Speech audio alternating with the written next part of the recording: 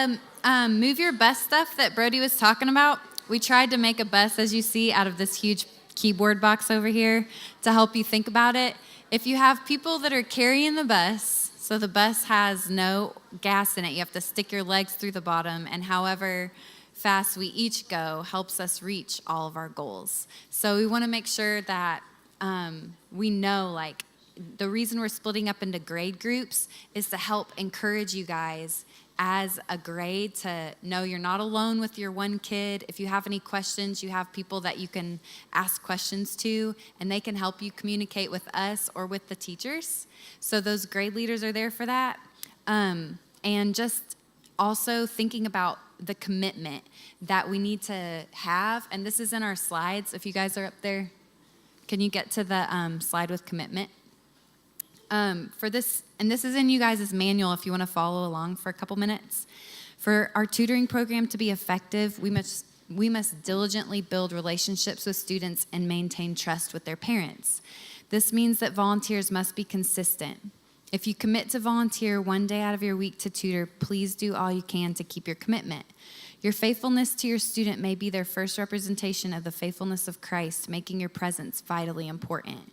So we don't want to say we're going to tutor and then have like 5 days in the semester out of our very few days that we have with them that we just say, oh, I can't come because this came up or whatever. Because if you multiply what you do times 50, that's like, you want to see, anytime you're about to do something like that, multiply what you do times 50 and say, if everybody did what I did, if they all said, well, this thing came up, think about the burden that is on the bus for one person to try to carry the whole bus or to try to find somebody last minute to cover 10 spots because 10 people said, oh, I just couldn't come today for this or that or whatever. We really need you to make it a priority, especially because these kids don't have a lot of reliability in their lives, and that's why they're in the situation that they're in. And this is like something I'll talk about later, but a lot of them are living in an unhealthy normal.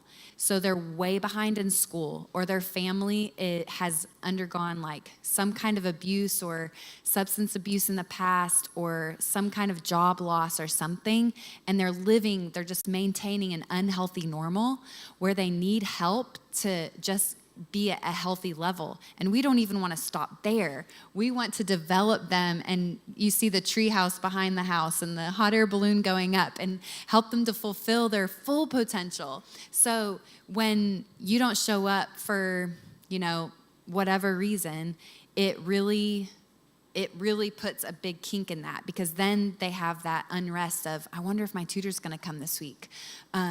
And not knowing like if they're going to have continuity at Pinwheel. Okay, so this is super important. We've had a lot of trouble with this because it's just so easy to think, well, I'm the only one that's missing when you're not.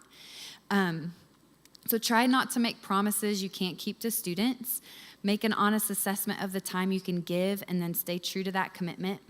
If you have to miss, it's great if you let your student know in advance, because that builds trust where they already know, oh yeah, my tutor's on this trip. And we're not the one that tells them. You told them, and you told us, so that we have plenty of time to find somebody to fill your spot.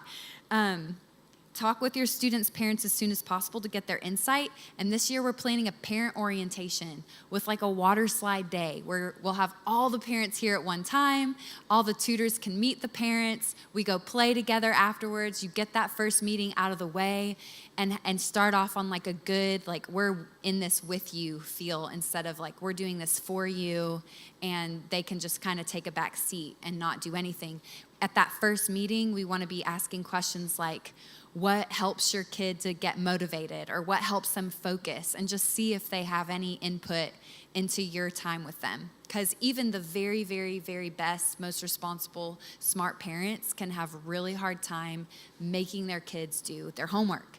My parents had a really hard time with me. So I'm like, when parents aren't educators, they're not, my parents were educators, and they had a hard time getting me to do my work. So we're not like talking down to them or looking down on them for needing help, at all. We want to really make sure we have a good posture towards our parents.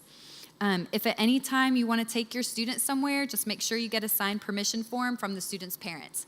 And we've had a bunch of tutors do this, which is like total traits of runners, where they're just going above and beyond, saying, hey, come over to my house, let's make cupcakes, let's do something for your parents' birthday or for your teacher. And we got all the teachers' birthdays this year so that you guys can work with the students to like show appreciation to their teachers and stuff. We can do a lot of others-focused stuff with our kids this year. When you're on site, please never use your phone except in cases of emergency. If truly necessary, let the closest volunteer know you need to step away for a moment. Don't just like abandon your kid to that isolating feeling of the phone is more important than me. Okay, we've all felt that feeling, and we don't want that to happen at Pinwheel. Okay, the phones are becoming more and more powerful over us. So let's resist it as a group and say, during this time, I'm not touching my phone, I'm putting it on silent, it can wait. Because there's like research that proves as if someone's holding a phone in their hand while they're talking to you, your sense that they're focused on you is decreased rather than if they put it in their back pocket. So we want to give them that subconscious awareness of like, I have this person's entire focus upon me right now. I am so loved. I am worth their time. I am worth their focus, okay? The health and effectiveness of this program depends on the commitment of our individual volunteers. You don't want to be the tutor who thinks they're the exception, but be an exceptional tutor.